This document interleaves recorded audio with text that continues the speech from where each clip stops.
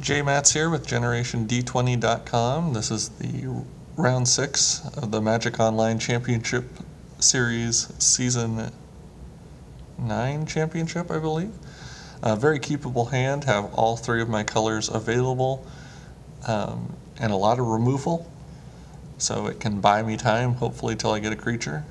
Obviously I would prefer to have a threat in my hand as well, but when you get all 3 colors, and cards of all 3 colors, and normally I don't pitch it, keep it. So hoping that the guy doesn't get off to too great of a lead, and Jade Mage, because I have nothing on the board, can turn into a bit of a overrun threat, so I decided to burn him. Here I do get a creature of my own, and a good one that can apply some pressure if he doesn't have an answer in the air. And even if he does, I have the Oblivion Ring backing it, so that makes it a little bit nicer. Devouring Swarm is actually a bit of a threat against my deck because of the mind control.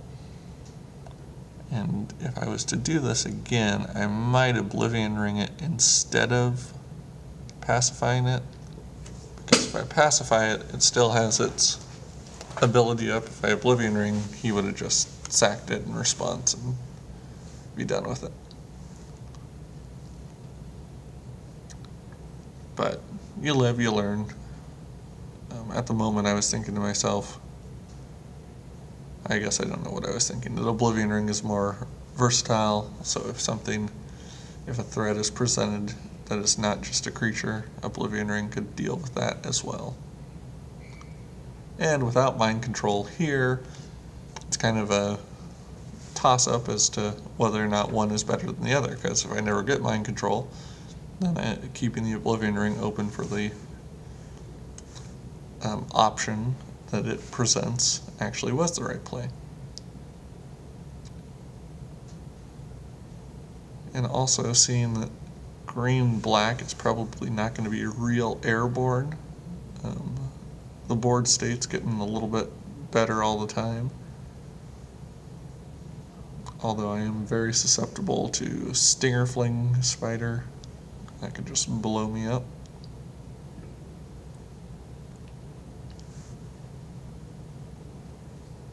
And so at least I'm winning the race. Brindle Boar is not that bad though, because if you start losing the race, you can attack with him until absolutely necessary and then sack him and get back a little bit. And now I lose my only creature. If I remember this correctly, I think I have several turns in a row where he's attacking with a Brindle Boar, but I don't use the Oblivion Ring on it. At 16 life, that takes 8 turns, and if I can't draw an answer to Brindle Boar in 8 turns, I deserve to lose. It's kind of my thought. Although in 2 turns it looks like I can't, so only 6 more turns to go to find out whether or not I know what I'm talking about.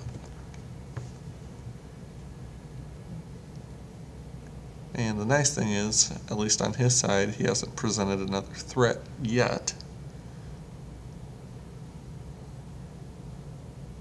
And 3 turns in a row with just land. I think I kept the land in my hand there because I know the highest casting cost creature I have is my Sphinx. He doesn't have any counter magic, so I don't have to worry about working around that.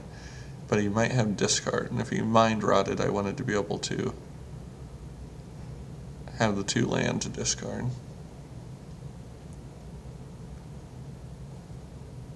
And there's 4 turns in,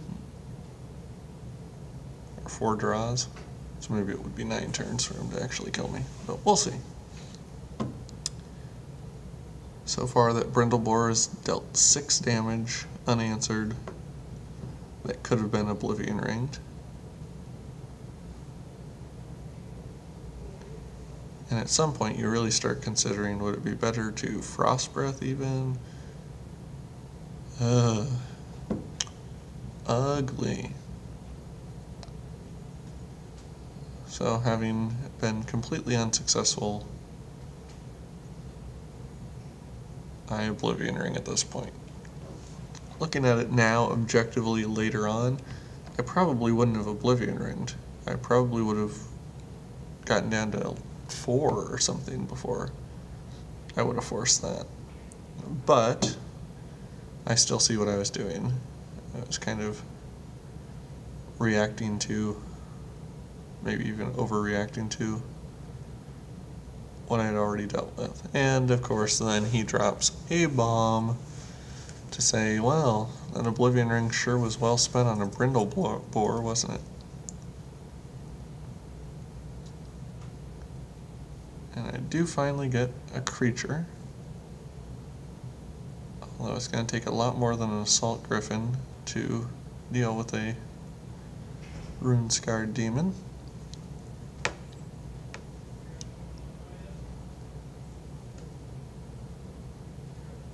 And because I'm so fragile on life at this point, when it gets to beginning of combat, I pretty much have to Frost Breath.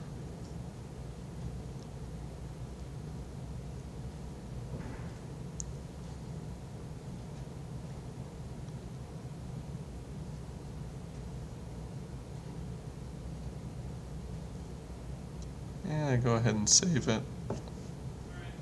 Although he's also dealing 4 damage to me.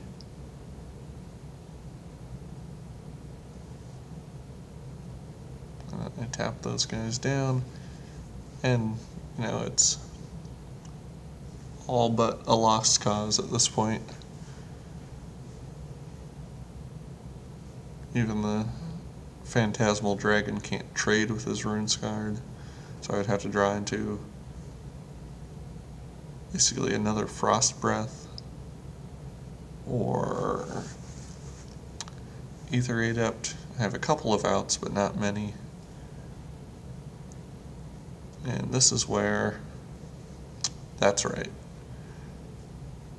Played 6 rounds. 3 of the 6 rounds, my opponent has had a Grave Titan.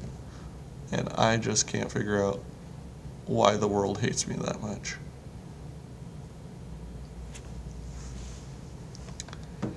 So what do? Well, when they have 2 bomb rares and you draw a Merfolk Looter, you concede is what you do. And there's the Frost Breath and the Ether Adept that I was talking about. This is another one of those places where I knew I wanted to switch to my blue, and I went with blue-white trade-in because the Doom Blades are not going to be nearly as effective against his bombs, whereas another Frost Breath or another Unsummon can buy me that extra turn. And with my deck, I'm hoping to be able to race. He definitely has me in the late game, so in order to win, I have to beat him in the early game. And who knows what Wizard Pro Tour is. I wonder if PT is Pro Tour. Maybe he's part-time or Power and Toughness. Who knows? This is keepable again. Having a looter to loot into a Sphinx or into the mana needed for the Sphinx works for me. Although I find that every time I play my looter, it's met with a sudden removal spell before I actually get, you know, the play out of it that I want. Mind Control, you're never gonna frown when you see that come off the top of your deck. And sure enough, another instance of my looter meeting his untimely demise. Well, now I know I can cast Mind Control. And Mind Control just does such a great job of buying you time. Because if I take their creature and then can block, and I'm just hoping to get to the Sphinx. Now I know he has a Doom Blade, so the Sphinx could ultimately be met with Doom Blade and certain death, but the hope is, of course, if I can get a 5/6 flyer out there, get an additional card or cards with him, that maybe I'll be able to power through for the damage necessary. And of course he has a hexproof creature, so my spells don't do me a whole lot of good at this point.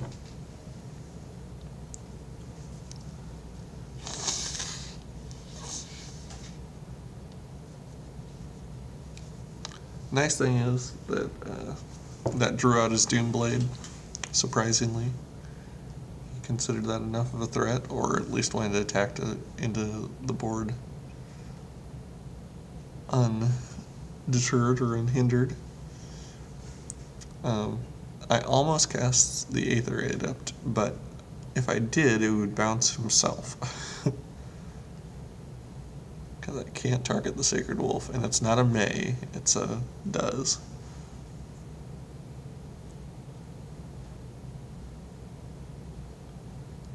So here again, he's attacking in.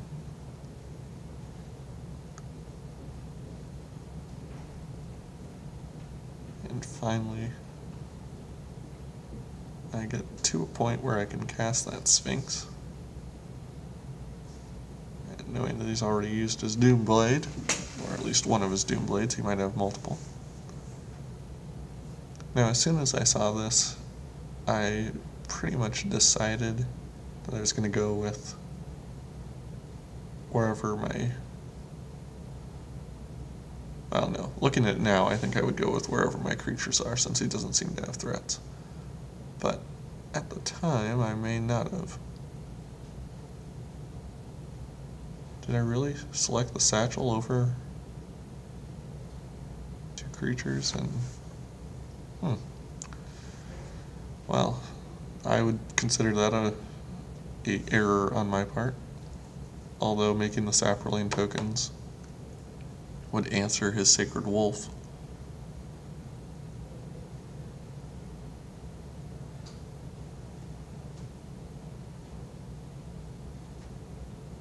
And here he brings out Carnage Worm, which as soon as I saw that, well, a couple things went through my head.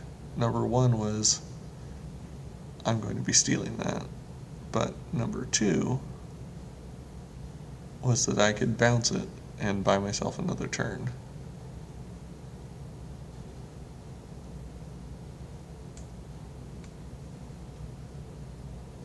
And so that's what I go for.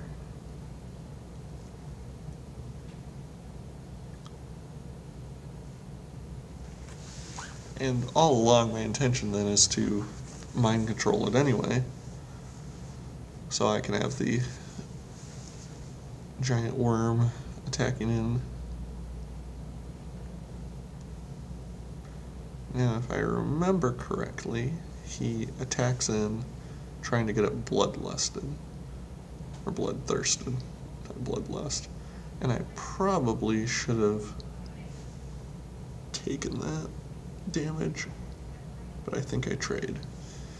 Of course, this is all fuzzy memory from a couple weeks ago when I played this tournament, so who knows.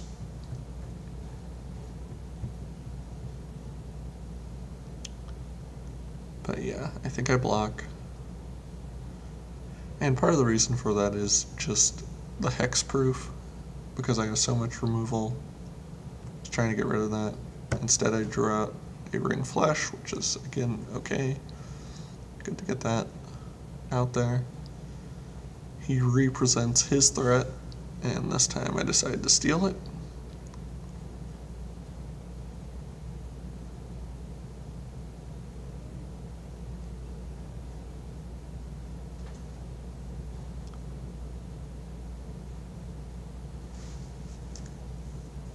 And I don't know what exactly my thought process was there. I guess basically that Monolith wasn't going to do me that much good either way, and Frost Breath I couldn't cast on the creature that he would have remaining.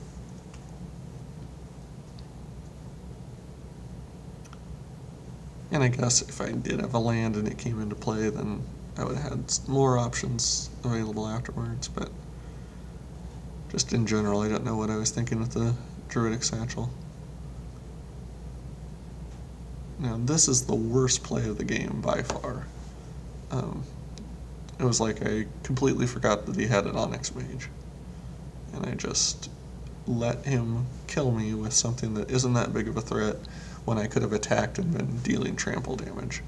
That one's nearly unforgivable.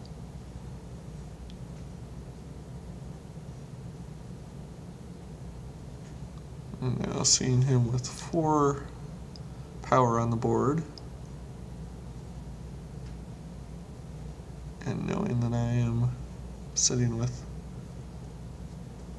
what will soon be 8 power on the board, and knowing that he only has 12 life,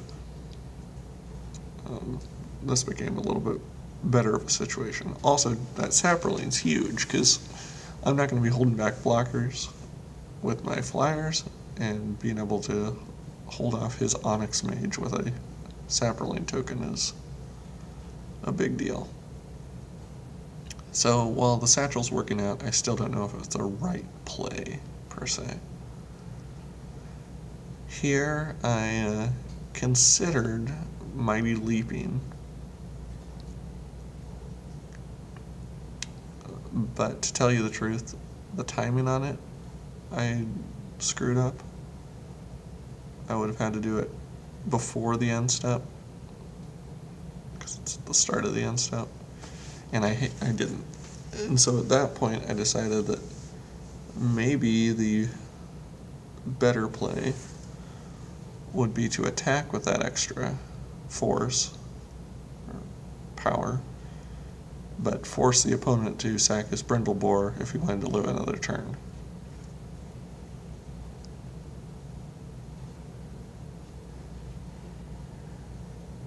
Now that might be risky. Some of you are probably saying, oh, you're putting all your eggs in one basket, and if he died and whatever. Yes, I understand that it was a bad play. I should have cast it before the end step, but I was just trying to make the best of the situation from where we were at that point. And I knew that I had a Frost Breath, so short of a removal spell, I was going to get the game. So that forces game 3. Somehow it took me there instead of to my sideboard. I liked how the sideboard adapted, or the deck adapted to the sideboard. So I keep it, I can go ahead and submit, and my opponent apparently had a little bit more to think about before he was willing to submit.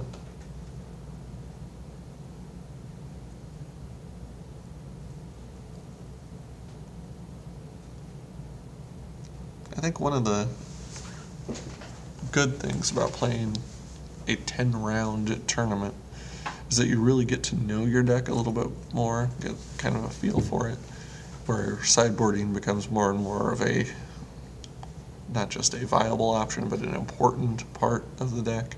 It's more of a normally limited play with what got you here type of thing. I don't know. I guess that's more draft. And in sealed, sideboarding obviously has a bigger upside because you have more valuable cards and colors outside of the colors you're playing. You're just given them. So in a deck pool that isn't always straightforward, sometimes you really have, a 2 or 3 viable options for your second color, and figuring out what is most powerful against who you're playing against. Here again, I don't even know what's going on, but I don't edit. It's a miracle that I'm putting audio on here. So we're just gonna let it go. Look at all of these people having wonderful success at the tournament. Yay, good for them. Okay, here we go. Not a horrible opener, keepable. If I draw into especially a plains, I'm in good shape. If I draw into any land, I'm not in too bad a shape. With my deck typically if I could get a 3-drop is basically what I was asking for. And also opening with Mind Control is always good. So I do get a third island. I was hoping for the plane so I could cast both my creatures, but as long as I'm not wasting that next turn, it gives me 2 more card draws to get into a plains. And now with Unsummon, I also have the option, if I want to make their turn a waste, I could just bounce whatever they cast.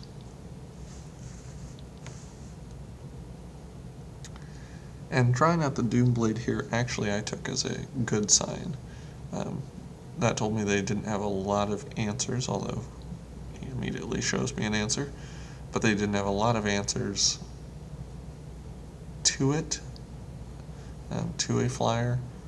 And so if I was able to get a little bit more flight on the board, which I have a lot in my deck, he might be screwed.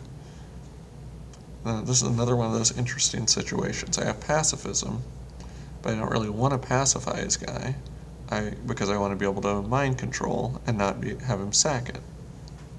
So what do? Well, if you don't have a flyer of your own, then the threat through the sky is actually quite possibly greater than the threat,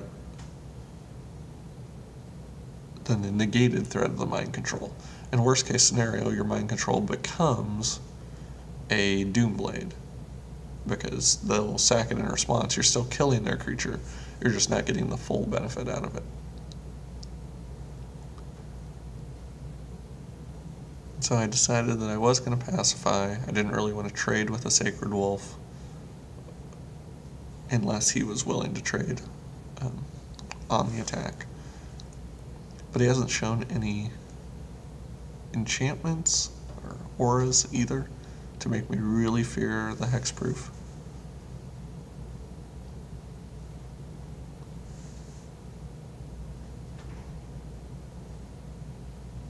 And here to keep on target and to maximize my mana, I went ahead and did that. Assault Griffin is nice to see at this point. I'm getting a little bit hosed on mana.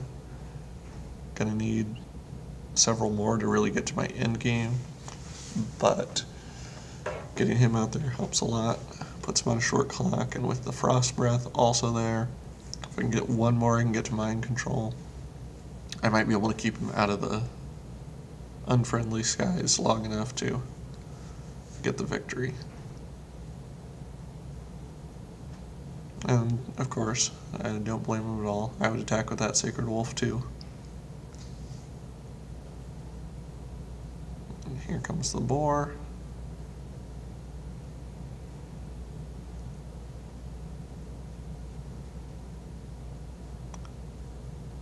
And knowing that he can't trade with the veteran,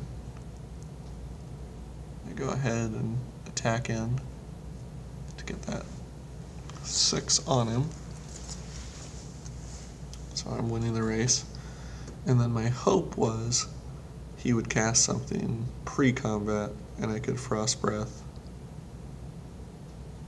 both it and the Brindle Boar. Since he didn't, I cast it there, and I don't know whether I would be better off waiting until after his attack and then casting it, whether the 2 damage that I prevented, whether I'd be better off being able to prevent that also. That being said, I knew I had Mind Control, and anytime you have access to a solid answer for what their next move is, that's pretty good. And in response, as mentioned before, he's going to have to sack it.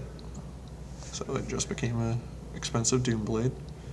I can attack in to get him to 2, which is actually more like 6, since he has the Brindle Boar as an option. But even that's 2 assaults with my Griffin to get to 6.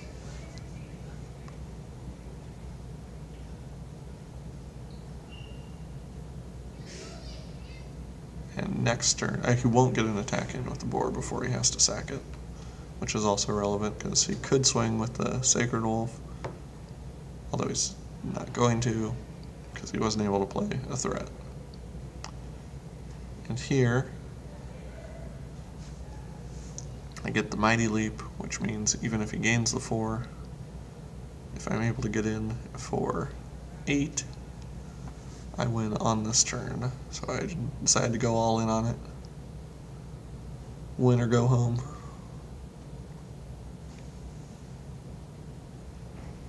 And hope that he doesn't have another Doom Blade, or that he doesn't have an answer at all. So there you go. That's round 6. I'm now 5-1 on the tournament and headed on to round 7.